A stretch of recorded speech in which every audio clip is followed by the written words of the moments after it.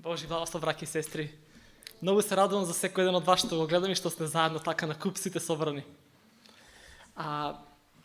Се надам дека нема да биде проповед од аспект на должината, но се надам дека ќе биде проповед од аспект на квалитетот и поуката која што Бог сака да ни ја пренесе ово утро. Еден цитат ќе прочитам од Духот на пророштвото, кој што е запишан во далечната 1890 година и вели вака: еден интерес ке надвладее, еден предмет ќе го проголта секој друг. Христос наша праведност. Еден интерес или едно интересирање помеѓу нас ке надвладее, еден предмет ќе го проголта секој друг предмет. Кој е тој? Христос наша праведност. Првото нешто што ми доаѓа на ум кога ги читам овие зборови е дали до сега дошло такво време каде што овој предмет, предметот на Христос наша праведност, го проголтал секој друг предмет.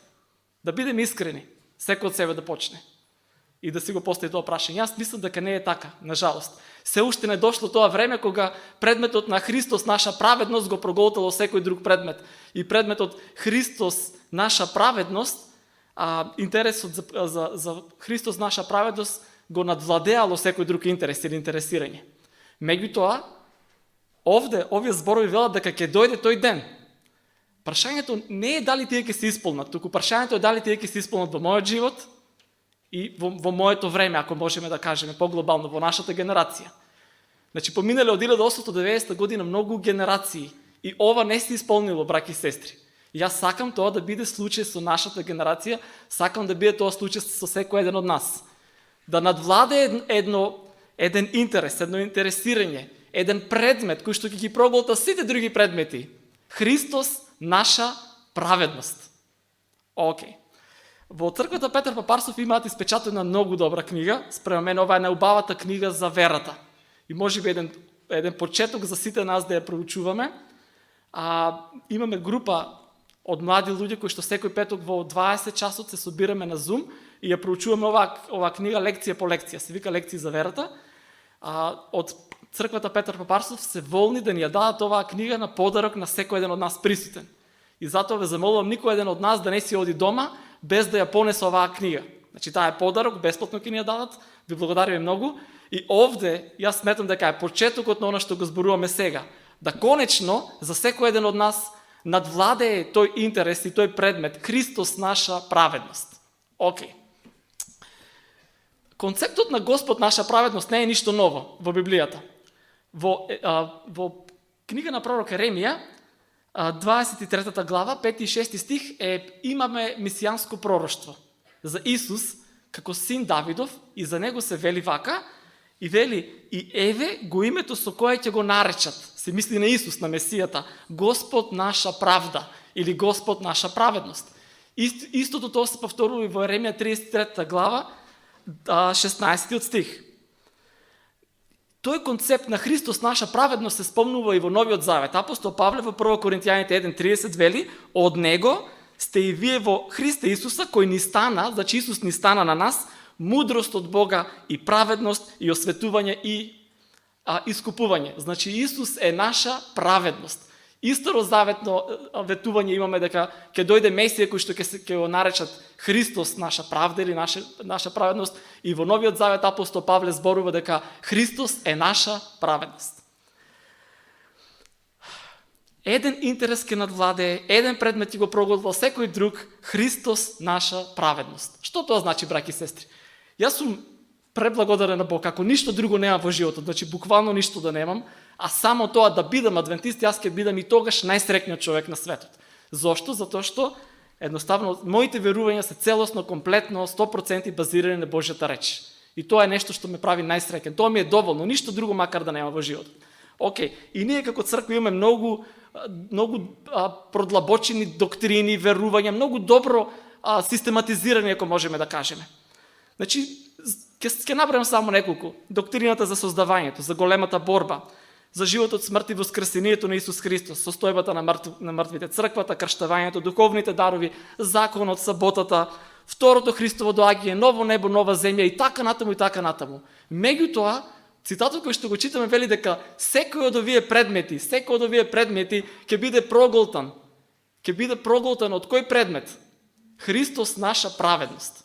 Секој од овие предмети нема никаква смисла доколку во него не се содржи делот дека Христос е наша праведност. Тоа е многу важно. Знаете, од сите доктрини кои што се уникатни адвентистички, а ги имаме доста, една од можеби најуникатните, ја нема ниту една друга црква. Значи, за сабота празнуваат и други деноминации, го знаеме тоа. Не сме единствените, како адвентисти на седмиот ден што ја држиме саботата. Има и други деноминации. За состојбата на мртвите веруваат и други, некои, не сите, некои христијани како што и ние веруваме. Меѓутоа имаме една доктрина која што тотално уникатна, ни една друга деноминација не ја верува. Која е таа доктрина? Светериштото или по-конкретно истражниот суд. Истражниот суд е доктрина која што е многу уникатна. Уникатна за адвентистичката црква. Или така наречен предадвентен суд. Зошто? Затоа што судот спрема Библијата, предадвентен суд, се одвива кога? Дали кога човекот ќе умре? Не. Дали кога Исус ќе дојде? Не. Кога се случува предадвентниот суд? Се случува пред Исус да дојде. Или по-конкретно сега се случува. Знаете, кога сме проучували лекции за крштевање со нашите пастори или библиски учители, сме ставале толку многу акцент на 2300 вечери утре да го разбереме тоа пророштво, таа цела математика и едноставно како да сме се изгубили од која е поентата на истражниот суд, што се случува таму. Што се случува таму? И затоа си велам вака, ако овој цитат вели дека ќе дојде еден ден еден предмет кој што ќе го надвладее секој друг предмет, дали тоа значи дека предметот Христос наша праведност ќе го надвладее или ќе го проголта и предметот за истражниот суд? Не разбирате, значи дали ќе дојде време кога предметот Христос наша праведност ќе го проголта, ќе го како да кажем, ќе го абсорбира на некој начин предметот на истражниот суд. Океј. Мораме да спомнеме само некои стихови од Библијата и само Библијата, дека истражниот суд во кој што ние веруваме, или предадвентен суд, не е ништо измислено од нас, туку тоа го зборува Библијата. Вели вако во 2 Коринтијаните 5:10, зашто сите ние треба да се појавим пред Христовиот суд. Апостол Павле вели сите ние. Дали тој вели вие ќе се појавите, а ја нема? Браќи и сестри, во христијански кругови, особено во традиционалното христијанство, постојат поделби на свети или светци луѓе и обични луѓе, или лаици, или ајде да кажеме раја. Апостол Павле вели сите ние, јас сум во тој истиот кош. Светиот апостол Павле вели сите ние ќе се појавиме пред Христовиот суд и секој да прими според она што го направил во своето тело, било добро или зло. Понатаму тој вели, се извинувам, апостол Петар го зборува истото, вели зашто е време да почне судот од каде? Зашто е време да почне судот од Божиот дом. Значи и на нас тоа се однесува од Божиот дом, вели е време да почне судот. А проповедник, како една книга со полна со мудрости, ја знаеме колку е важна, и знаете, авторот се прашувал како сега да ја завршам оваа книга која што е полна со мудрости. Значи во Стариот Завет, книгата на проповедник, како да ја завршам? И тој вели вака. Океј, ако треба некако да го сумираме сето ова што го кажавме до сега, сите овие 12 поглавја, вака би го сумирале. И тој вели вака, да го чуеме завршниот збор на се. Бој се од Бога, исполнувај ги неговите заповеди, зашто во тоа е се за човекот.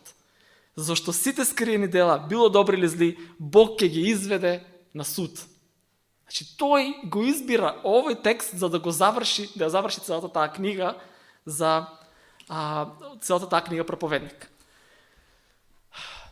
Ќе одим уште малку понатаму дека овој предадвентен истражен суд се случува пред второто Христово доаѓање. Книгата на пророк Даниел е фасцинатна, ние ја знаеме, сите ја проучуваме. Во втората глава на книга на пророк Даниел имаме кип кој што Навуходоносор го сонува, златна глава и кој е толкувањето, вели Даниел му вели ти си царе, таа глава златна.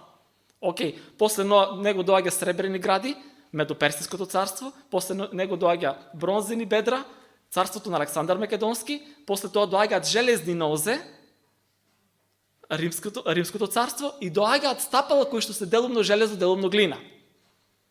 Што тоа значи? Сите овие претходни царства, Вавилон, Медоперсија, Александар Македонски и царството на Александар Македонски и Римското царство, сите тие биле секуларни власти, секуларни политички. Сите тие имаат метал, сите тие нивниот состав е метал. Доаѓаме до стапалата и доаѓаме до што? До метал кој што се обидува да се меша со нешто што не може да се смеша, односно глина. Со други зборови доаѓа некое царство од друга врста, Кое е тоа царство? Ако не е секуларно, тогаш е, ако не е политичко, тогаш е верско. И една сила која што ќе има нешто римско во себе, ќе се обиде да владее и секуларно, и политички, и верски. И знаеме која е таа сила, единствена во целиот свет, папството како институција. Меѓутоа, што се случува, не е крајот овде, фала му на Бога, туку Даниил 2 глава вели дека е фрлен камен не од човечка рака и паѓа на стапалата и го крши целиот кип и настанува една голема гора. Океј, второто Христово доаѓање. Многу е важно овде да знаеме дека доаѓа до една хронологија каде што нема празнина. Значи царствата како што минуваат и доаѓа до второто Христово доаѓање. Нема геп, тоа е многу важно, нема празнина. Зошто тоа е важно дека нема празнина? Во голем дел од христијанските кругови не го толкуваат тоа пророштво така историцистички, туку едноставно или претеристички или футуристички. Немаме време сега за тоа да зборуваме, али важно е дека има хронологија. Во Даниил 7 глава што имаме? Сега царствата, истите тие царства се со животни. Првото животно лав со 2 крила, второто животно мечка со 3 ребра во устата навалена на едната страна, значи првото животно Вавилон, Медо-Персија, третото животно леопард со 4 крила, царството на Александар Македонски, четвртото царство како што четвртиот звер како што нема тако во природата, не може да каже видов звер како мечка, не може да каже. Едноставно не го идентификува со ништо, затоа што бил толку страшен, вели имаше железни канџи и заби, ги јадеше Божите луѓе и ги газеше. Толку беше страшно. Океј? И гледав на неговата глава, имаше 10 рогови, помеѓу тие 10 рогови изникна едно мало рогче. На почетокот беше незначително, но потоа се порасте, имаше очи, зборуваше богохулни работи, 3 рога паднаа пред него. Океј, убаво е сите ние да ги проучуваме овие пророштва, сега не одиме во детали, али е важно да ја запазиме таа хронологија, значи на царствата, таа хронологија. И сега, после опишувањето на тој мал рог, што следува во Даниил 7 глава? Вели вака, читаме Даниил 7 глава, 9 стих, гледав, престолите беа поставени. Не го читаме целиот текст, значи Даниил 7 глава 9 стих, на небото престолите беа поставени, 10 стих вели судот седна, книжните свитоци се одвиткаа. И 13 стих вели гледав во ноќни виденија и ете на небесните облаци доаѓа како човечкиот син. Зошто го потенцирам тоа за хронологија? Кога седнува судот? Пред Исус да дојде на земјата. Дали ние тоа што го веруваме е некаква измислена бајка? Дали е тоа нешто што ние од чиста мира сме си го прифатили како учење за истражниот суд? Дали тоа што е уникатно учење го прави тоа учење дека нема шанси да е вистинито? Јас не можам другаче да верувам, затоа што библискиот текст го зборува тоа. Библискиот текст зборува дека судот седна на небото, се отворија книжните свитоци, се одвиткаа и подоцна следува гледа во ноќни видени и ети на небесните облаци доаѓа како човечкиот син. И знаете, 2 глава Даниил и 7 глава Даниил се паралелни глави. Океј, на чистите работи се кажуваат само со надополнување. 8 глава е исто така надополнување на 2 и на 7 глава, каде што го знаеме тоа познато пророштво 2300 вечери утре, светилиштето ќе биде очистено и хронолошки гледано тоа е еквивалентно на моментот кога вели судот седна. Океј. И во Новиот Завет го имаме тој концепт за судот дека седнува пред Христос да дојде. Во Откровение 11 глава 15 стих вели и седмиот ангел затроби и народите се разгневија и дојде твојот грев и времето да им се суди на мртвите. Значи Откровение го пише тоа дека тој истражен суд пред адветен суд пред Исус да дојде ќе почне со суд на мртвите. Океј. Тројната ангелска вест, јас се надам дека повеќето од нас се знаат на памет, како гласи стихот од 14 глава 7 стих. И вели, зборуваше со силен глас, бојте се од Бога и подајте му слава, зашто часот на неговиот суд дојде. Океј, во еден момент кога се проповеда таа тројна ангелска вест, пред второто Христово доаѓање, доаѓа часот на неговиот суд. Добро, ова беше само еден мал вовет, ако може да кажам, за дело дека истражниот суд се случува пред Исусовото доаѓање. И тоа е многу важно за секој еден од нас. Да го разбереме. Знаете, се прашував дали е можно на таква важна доктрина како истражниот суд да е нешто за кое што Исус воопшто не спомнал ништо. Дали е такво нешто возможно? Дали во Евангелијата можеме да најдеме некое место каде што се зборува за истражниот суд? Апсолутно. Во Евангелие по Матеј 22 глава од 1 до 14 стих ќе читаме една парабола која што е позната на сите нас, меѓутоа сега да ја гледаме малку низ оваа призма што ја зборувавме. Христос наша праведност. Океј? Читаме Евангелие по Матеј, 22 глава, од 1 до 14 стих. Вели вака: И Исус пак почна да им зборува и им рече во параболи, велејки: Небесното царство приличи на цар кој му направи свадба на сина си и ги испрати своите слуги да ги повикаат повиканите на свадбата, но тие не сакаа да дојдат. Пак испрати други слуги, велејки: Речете им на повиканите: Еве го приготвив својот ручек, моите јунци изгоените се заклани и се е готово. Дојдете на свадбата. А тие не се грижеа и се отидоа, еден на својот имот, а друг по својата трговија, а другите ги фатија неговите слуги, ги навредија и ги убија. А царот се разгневи, ја испрати својата војска и ги погуби оние убици и им го изгоре градот. Тогаш им рече на своите слуги: Гозбата е готова, но повиканите не беа достојни. Затоа излезете на раскрсниците и колку ќе најдете, поканете ги на свадбата. И слугите излегоа на патиштата и ги доведоа сите кои ги најдоа, лошите и добрите, и свадбата се наполни со гости. А кога царот влезе да ги виде гостите, виде таму еден човек кој не беше облечен во свадбена облека. И му рече: Пријателе, како влезе тука без свадбена руба? А тој молчеше. Тогаш царот им рече на служителите: Врзете му ги нозите и рацете и фрлете го во крајна темница. Таму ќе биде плач и чкртање на зъбите, зашто мнози не се повикани, но малку се избрани. Океј. Во овој текст, браќи и сестри, јас видов истражен суд и сега заедно ќе го поминеме тоа. Да видиме дали на вистина предметот за истражниот суд е проголтан или абсорбиран во предметот кој што сега го зборуваме цело време, Христос наша праведност. Да видиме каде е делот на Христос наша праведност во овој текст. Океј. Она што е важно, уште на почетокот да спомнеме дека свадбената облека, тоа би требало да ни на сите нас јасно е, едно да го потенцираме, свадбената облека го представува што? Карактерот без кој никој не може да биде примен на свадбената свеченост. Значи карактерот наш. Кога се зборува за свадбена свеченост, знаеме дека станува збор за таа голема гозба која што ќе биде приготвена на небото. Вели вака: евангелскиот повик, неговото одбивање од страна на еврејскиот народ и повикот на милоста упатен до многобожците. Значи сите овие повици, гледаме 3 повика. Во првиот случај Исус, додека уште бил на земјата, испратил прво 12, подоцна 70 други ученици за да го проповедат евангелието. И не најшли на некој голем одзив, на жалост. Не најшли на голем одзив. Меѓутоа тоа не го прави евангелието дека нема сила во него. Луѓето биле тие што одбиле. Подоцна после Христовото распнување и вознесување, кога во делата на апостолите читаме дека се ширило евангелието, текстот продолжува и вели не само што ги одбиваа неговите слуги кои што ги покануваа на свадба, туку што правеа? Вели дури ги претепаа и ги убија. И ние го гледаме тука каменувањето на Стефан и некои други да речеме маченици во тоа време што претрпеле како резултат на проповедањето на евангелието. Океј, и подоцна третиот повик вели излези секаде, оди на раскрсниците, викни ги сите. Значи е повик кој што е упатен до многобожците, кој што се однесува за нас. Интересно е што таму вели дека ќе прати своји војски да им го уништи градот. Господарот или царот ќе прати своји војски. И тоа е пророштво кое што се исполнило со уништувањето на Ерусалим, затоа што едноставно еврејската нација не го препознала Исус како Месија и не го прифатила. Океј, повикот кој што го упатува царот што е? Тоа е една голема чест. Мораме да го сватиме тоа. Ние често пати не ја сваќаме големината на евангелието. Дека знаете, ние кога го прифаќаме евангелието, некој од нас, вклучувајќи си себе, во минатото со мислел дека ја му правам некаква услуга на Бог со тоа.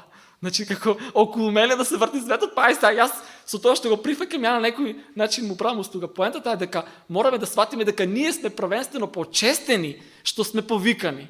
Браќи и сестри, ние сме почестени што сме повикани. Океј, и одговорот на луѓето на таа свадба значи да му се даде чест на царот да се отиде на таа свадба. Океј. На жалост, како што кажавме, голем дел од луѓето, од гостите не ја ценеле не го ценеле тој повик. Меѓутоа, некои од тие што го ценеле, меѓу нив имало и такви кои што мислеле само на лични придобивки. Значи, тие дошле, тие ги сакале благословите од таа гозба да ги уживаат, но немале никаква желба да му кажат чест на царот, дури и со тоа што дошле. Внимавајте, значи, не само тие што не дошле, што не му дале чест, туку некои од тие кои што дошле на гозбата не му кажале чест. На кој начин? Со тоа што гледаме еден човек овде кој што е облечен не во царска облека, не во свадбена облека. Интересно е дека кој го прави овде испитувањето? Самиот цар доаѓа и го прави испитувањето. Самиот цар доаѓа и го врши истражниот суд, ако можеме така да кажеме. Не би било фер царот да повика некој на улиците, кој што е, да речеме, еве, човекот бездомник можеби, или нема никаква скршена пара, не би било фер царот да очекува таков човек да се облече во свадбен облек. Знаете, ние знаеме дека во тоа време облеката била многу скапа, не е како сега. Тогаш не случајно се бореле за Исусовата наметка на крстот. Тоа не е случајно. Зошто? Затоа што навистина било скапо тогаш. И таа им била една единствена облека. Со таа облека всушност тие се покривале ноќно време. И не би било фер царот да очекува од луѓето да дојдат во некоја свечена облека. Освен ако самиот цар не им ја дал таа облека во моментот кога ги поканил. Овде е клучниот момент, браќи и сестри. Значи, облеката која што тие, со која што се очекувало тие да се појават, е облека која што самиот цар им ја дал кога ги поканил на свадба. Затоа што тоа е единствената облека која што е соодветна за настанот. Меѓутоа и покрај тоа што сите кои што биле поканети ја добиле таа царска облека, или да речеме свадбена облека, еден од луѓето сепак овде во параболата читаме дека бил доволно дрзок за да сепак оди со својата секојдневна облека. И на тој начин не му укажал чест на самиот цар. Вели вака, читаме цитати од Христовите параболи, каде што е многу добро објаснета целата оваа парабола. Вели, царевото испитување на гостите на гозбата ја представува работата на судот. Гостите на евангелската гозба се тие што тврдат дека му служат на Бога, тие чии што имиња се запишени во книгата на животот. Меѓутоа, не сите што тврдат дека се христијани, навистина се и искрени Христови ученици. Значи, не сите. Додека луѓето се уште живеат овде на земјата, во небесните судници, читавме и во Даниел, дека ќе се врши процес на истражниот суд, или се врши во наше време. Пред Бога ќе биде испитан животот на сите што тврделе дека го следат Христа. Значи, нема некој од нас да го одмине тој суд, тоа мораме да знаеме. Тоа што сме ние, можеби во црквата 50 години, 60, четврта генерација адвентист, тоа само по себе ништо не прави, не ме препорачува. Сечие име ќе дојде на ред да биде истражено на тој истражен суд. Со свадбената облека е представен непорочниот пречист карактер што ќе го имаат сите вистински Христови следбеници. На црквата е дадено, читаме стихови од Библијата, да се облече во светло и чисто ленено платно, а таа е, пишува во Ефесјаните, без дамка, брчка или нешто слично. А платното тоа се праведните дела на светите. Всушност, ова е клучниот момент, треба да го знаеме. Дека Христовата праведност, неговиот неизволкан карактер, кој со вера им се дава на сите што ќе го примат како свој спасител. Значи, таа облека, која што им била дадена на сите гости кои што биле повикани, е облеката на Христовата праведност.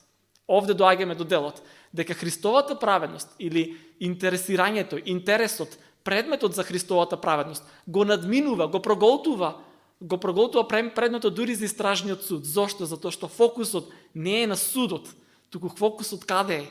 На облеката, односно на Христовата праведност што ни е дадена на секој еден од нас. Тоа е многу важно. До сега, браќи и сестри, јас за себе зборам, толку сум ставал акцент на тој истражен суд, без да се грижам за делот со облеката. А облеката е всушност Христовата праведност. Ако ја немам Христовата праведност, тоа е исто како да сум отишел на таа свадба со моја облека. И со сигурност ќе бидам прашан како дојде овде, како влезе. Знаете, Адам и Ева на почетокот биле создадени со каква облека? Некоја светла наметка, која што е предена, ако може да кажем, или плетена не на овоземски разбој, туку на некој небесен. И таа облека што тие имале, таа некоја светла наметка, всушност го одразувала нивниот пречист карактер што тие го имале. И знаеме дека како резултат на падот во грев, првата работа физички видлива што се случила на нив е дека биле голи. Втората работа е тоа дека тие се обиделе да ја покријат својата голотија. Со што? Со смоквини лисија. Со своји дела некако да се направат праведни. Дали им успеало тоа? Сигурно дека не. И ние го гледаме сега Бог. ги гледа од озгора и им се чуди. Мислам дека први основно тој жали за тоа што се случило, што дошло во пат во грев, и тој е Бог кој што истражува. И тој доаѓа и вели: Адаме, каде си? Го истражува неговиот случај. Го истражува, значи му дава збор на Адам да одговори. Еве, можеби Адам ќе има некаков изговор. Можеби Адам ќе даде некоја добра причина за тоа. Бог е Бог кој што е фер. Не е како вие нашите, не е како вие овоземски суди кои што се искорумпирани и често пати не му даваат право на човекот да се одбрани, или чак и кога се брани, едноставно го заталашкуваат тоа. Значи Бог е тој кој што вели: каде си? Го истражува неговиот случај. Океј, и знаеме дека Адам ја префрлила вината на Ева ја префрлила вината на змијата, односно на самиот Бог. И на крајот Бог е тој кој што е крив. И сега Бог слободно можел да каже: овие луѓе не заслужуваат да бидат спасени. Меѓутоа, фала му на Бог што е таков, полн со љубов, и тој вели: не. Христос ќе даде чекор напред во небото и ќе вели: јас ќе се завземам за нив. И тогаш го гледаме Бог како прави два главни глаголи се спомнуваат во 3 глава Битие. Прво вели дека Бог им ги прави облеките од кожи, а вториот е дека Бог ги облекува. Океј, тие две работи никош не смееме да ги заборавиме. Бог е тој кој што ја врши акцијата од почеток до крај. Бог ги прави облеките и Бог ги облекува. Сум го зборил ова многу пати. Значи тоа е како некоја кукла, кога сите вие што сте женски, кога сте биле, нели, девојчиња, сте си играле, ќе ги дигнете рацете на куклата, ќе ги облечете со еден фустан, па после со друг и слично. Значи куклата е во една пасивна положба. Адам и Ева ги гледаме овде во една комплетно пасивна положба. Значи Бог не им нудел на нив облека, туку Бог им ја дал, Бог ги облекол во облеката на Христовата праведност уште тогаш. Ние знаеме дека кожата, облеката од кожа немала да направи ништо во нивно време, туку Христовата праведност е таа која што го прави своето. Океј, читаме цитати од Духот на пророштвото, од книгата Христовите параболи, кои што одат како коментар на ова што го читавме од Матеј 22 глава за оваа свадбена свадбена гозба. Вели вака: со својата совршена послушност Христос на секое човечко суштество му овозможил да ги слуша Божите заповеди на Христа. Значи со својата совршена послушност Христос на секое човечко суштество, не постои еден од нас на кој што не му е овозможено да ги слушаме Божите заповеди на Христа. Срцето се соединува со неговото срце, волјата се слева со неговата волја, умот станува едно со неговиот ум, мислите му се покоруваат нему, ние живееме негов живот. Тоа значи дека сме облечени во облеката на неговата праведност. Браќи и сестри, ова не е нешто апстрактно, ова не е нешто умислено, може би е вака, може би е така. Не. Ова е многу пластично објаснето, многу практично. Значи, уште еднаш ќе прочитаме, вели: срцето се соединува со Христовото срце, волјата се слева со неговата волја, умот станува едно со неговиот ум, со Христовиот ум, мислите му се покоруваат нему, на Христа, ние живееме негов живот, Христов живот. Тоа значи дека сме облечени во облеката на неговата праведност. И тогаш, кога Господ гледа на нас, не ја гледа престилката од смоквина лисја, не ја гледа голотијата или запаченоста на гревот, туку облеката на неговата праведност со која е означена совршената послушност кон неговиот закон. Во христијанството се води дебата, каде што велат Христовата праведност е нешто кое што му се дава на човекот онака од аспект на тој е прогласен само за праведен, ама тој внатре уште си е таков трул и расипан. И спрема мене тоа е погрешно евангелие, браќи и сестри. Вистинското евангелие е дека кога на човекот му се дава Христовата праведност, тоа значи дека работите се случуваат од внатре кон надвор. Од внатре кон надвор, односно тој живее праведен живот. Да не лаже ѓаволот дека давањето на Христовата праведност значи дека некој ќе остане трулеж во себе. Значи тоа не е, тоа е дрскост да се мисли такво нешто. Христовата праведност има моќ за да не промени од внатре кон надвор, да живееме што? Праведен живот. Тоа е клучно. Вистината мора да биде засадена во срцето. Тоа значи дека таа мора да управува со умот и да ги насочува чувствата. Внимавајте сега. Карактерот целосно мора да биде обележен со божествени зборови. Секоја јота и цртичка на Божјата реч мора да стане дел од нашиот секојдневен живот. Оние што ќе станат учесници во божествената природа, а сите ние според ветувањето од Петровото послание можеме да бидеме учесници во божествената природа, вели они што ќе станат учесници во божествената природа ќе бидат во хармонија со големото Божје мерило на праведноста, со неговиот свет закон. Тоа е мерило според кое Бог ќе ги одмерува човековите постапки. Тоа ќе биде и мера за карактерот на судот. Значи да не лаже ѓавол, дека на тој истражен суд мерилата ќе бидат некако намалени. Не станува збор дека Бог ќе ги намали неговите мерила за некако ние да не протуркат некако на небото остасаме. Не.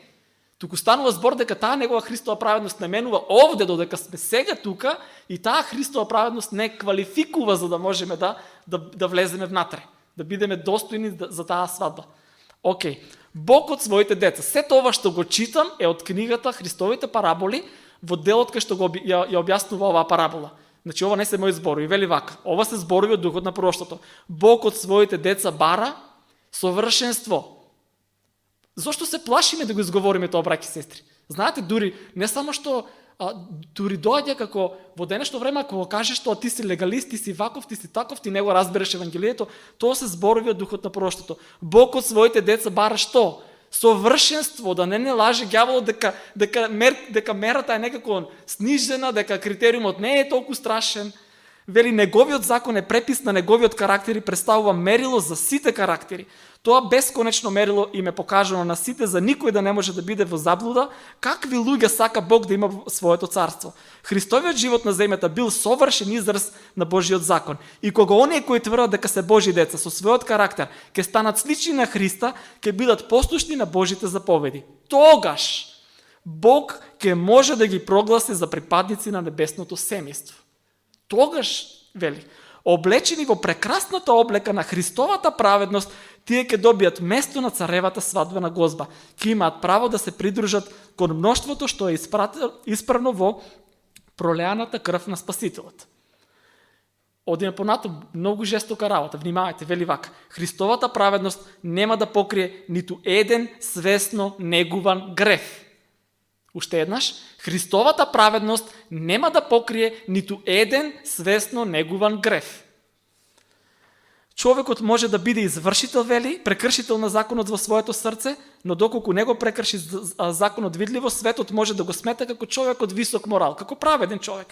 Меѓутоа, Божиот закон навлегува во тајните на човековото срце. Секое дело се цени според побудите со кои е сторено. На Божиот суд ќе обстане само она што е во согласност со начелата на Божиот закон. Бог е љубов.